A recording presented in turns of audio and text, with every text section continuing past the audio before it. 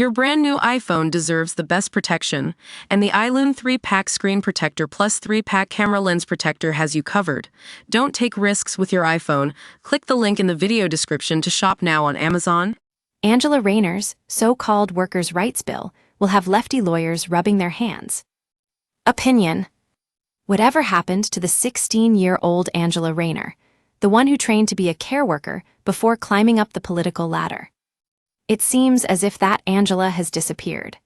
Just like the job opportunities once afforded to her will when the Deputy Prime Minister brings in her ideological, anti-business, anti-jobs workers' rights bill, which will likely send youth unemployment soaring. Currently, an employer minded to give a job to someone wet behind the ears or rough around the edges won't do, so once this bill comes into effect. In giving full employment rights to workers from day one, businesses are already planning to cut back on recruitment. Making the situation worse still, this bill makes it easier for workers to take employers to tribunals, with staff getting civil legal aid to do so.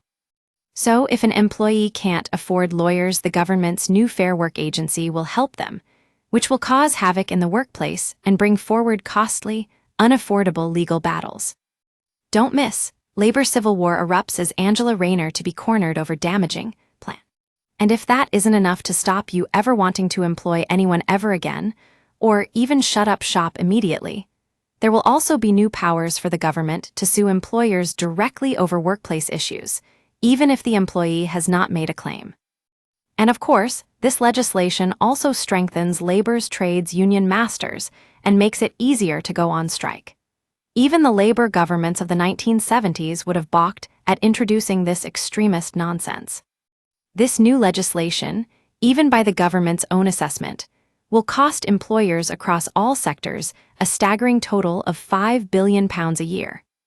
The only people making money from this, as usual, will be those lefty lawyers taking countless tribunal cases at the taxpayers' expense, crucifying business owners and killing off enterprise. This, of course, comes on top of the crippling costs to businesses of the increase in employers' national insurance contributions.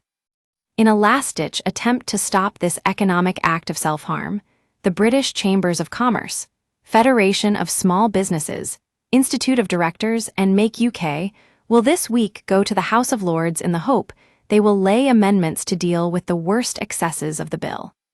Sadly, their chances of success range from slim to nil, and therefore this lethal combination of Rayner's rights and Reeves' rates will see jobs disappear faster than Elizabeth Taylor got rid of husbands. And the people who will suffer the most will be the people who find it hardest to get a job already, such as young people, part-time workers, and single mums. This isn't a workers' rights bill, it's a no-workers bill.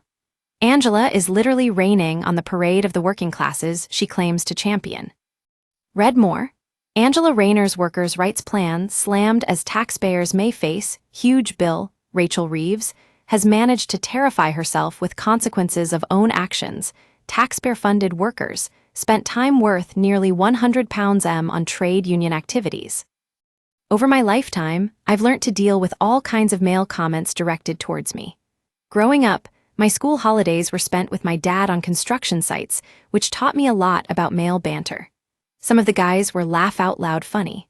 Their repartee was really just about showing off and was largely innocent and fun. Even their wolf whistles were as much to draw attention to themselves as directed to the women walking past. I contrast this to the sneery dismissiveness I've found among male politicians, mainly on the left, which no doubt goes some way to explaining why Labour has never had a female leader, and why many, including the Prime Minister, can't define what a woman is. But last week in the House of Commons, even I was surprised by the full-throttled condescension directed at me by Sir Nicholas Dakin, MP for Scunthorpe, who couldn't answer my question about passing a law to get rid of the Sentencing Council to stop a two-tier justice system being introduced in the UK. This minister would have benefited from his school holidays being taken on a building site. He would have learnt something about humorous exchanges rather than resorting to nasty, loathsome insults. We use your sign-up to provide content in ways you've consented to and to improve our understanding of you. This may include adverts from us and third parties based on our understanding.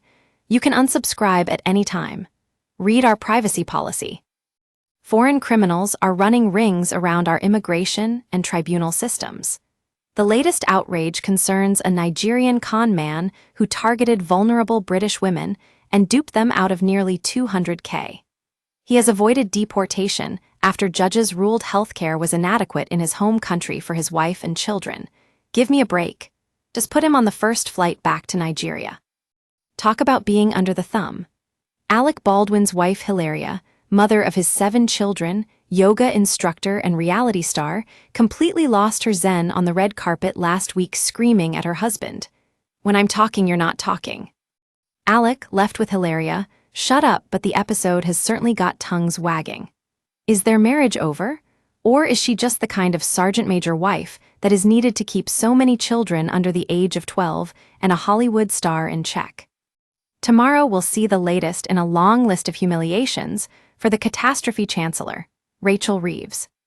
She repeatedly described her autumn budget as a budget for growth. And yet tomorrow the Office for Budget Responsibility is likely to have its original forecast for growth from a puny 0.2% down to a virtual and inexistent 0.1%.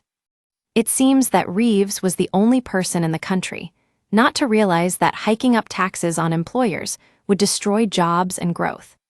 China has been criticized for inhuman behavior for executing 4 Canadian nationals for drug smuggling. There are many things to criticize China for, but this is not one of them. As far as I am concerned, the country is perfectly within its rights to impose the death penalty for drug smuggling. Anyone who breaks the law in China should do so in the full knowledge of what the sentence will be if caught, and accept the consequences. Indeed, maybe their policy is more effective than ours when it comes to deal with the scourge of drugs in society.